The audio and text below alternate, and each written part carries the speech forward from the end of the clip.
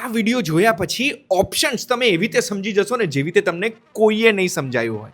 માની લો આપણે એવા કોઈ વ્યક્તિ છે જેમને દર મહિને કોઈ વસ્તુની જરૂરત પડે છે અને એ વસ્તુની જરૂરત પડે છે એટલા માટે એ વસ્તુનો ભાવ આપણે ફિક્સ કરવો હોય તો એમાં આપણે એક ઓપ્શન્સ કોન્ટ્રાક્ટ યુટિલાઇઝ કરી શકીએ છીએ. માની લો ઉદાહરણ માટે આપણે પેટ્રોલનો ભાવ જોઈએ ને પેટ્રોલ આપણે દર મહિને જરૂરત પડવાની છે ને અત્યારે પેટ્રોલનો ભાવ 100 રૂપિયા છે અને એ આપણે 100 રૂપિયા ફિક્સ કરી દેવો છે. તો આપણે શું કરીશું? આપણે પેટ્રોલ પંપ પર જઈશું, પંપના ઓનરને 5 રૂપિયા અત્યારે આપી દઈશું કે આ લો ટોકન. આ ટોકન પ્રાઇસ કે પછી એને પ્રીમિયમ બી કહી શકીએ કે આ 5 રૂપિયા તમે અત્યારે રાખો, પણ આ 5 રૂપિયાથી મને એક ચોઈસ મળે છે કે આવતા મહિને પેટ્રોલનો જે બી ભાવ હશે મને તો તમે 100 રૂપિયા જ આપશો, પણ આ એક ચોઈસ મળે છે. આ ઓબ્લિગેશન નથી, કમ્પલસરી નહીં. આ 5 રૂપિયા તમને ટોકન આપું છું એટલે આવતા મહિને 100 રૂપિયા મારો ભાવ ફિક્સ કરી દો તમે.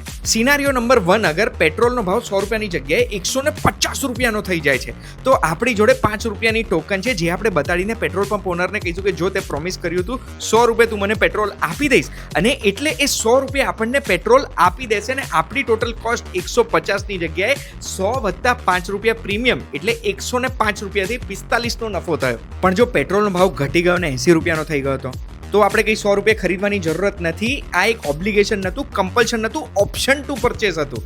તો આપણે આ ટોકન ફેંકી દેવાની અને 80 રૂપિયાના ભાવે પેટ્રોલ ખરીદી લેવાનું. આપણો ટોટલ કોસ્ટ 80 + 5 રૂપિયા જે આપણે પ્રીમિયમ ભર્યું એટલે 85નો આવશે, પણ આપણે 100 રૂપિયા પેટ્રોલ નહીં ખરીદવું પડે. આપણે ખાલી પ્રીમિયમ જે ભરેલું એ પ્રીમિયમનો આપણને લોસ થયો. બેસિકલી ઓપ્શન કોન્ટ્રાક્ટ આપણને ઓપ્શન આપે છે કે ભાવ ફિક્સ કરી દીધો, પ્રીમિયમ પે કરી દીધું, હવે આ ભાવે ખરીદવાનું મારી પાસે ઓપ્શન છે. જે પ્રોડક્ટ કે જે શેર માટે આપણે ઓપ્શન ટ્રેડિંગ કરતા હોય એ અગર ભાવ મને પસંદ પડશે તો પછી હું એ ખરીદી લઈશ. અગર મને નુકસાન વધારે પડી રહ્યું છે પ્રીમિયમ કરતાં વધારે તો હું નહીં ખરીદું ને ટોકન અને પ્રીમિયમનું નુકસાન થઈ ગયું.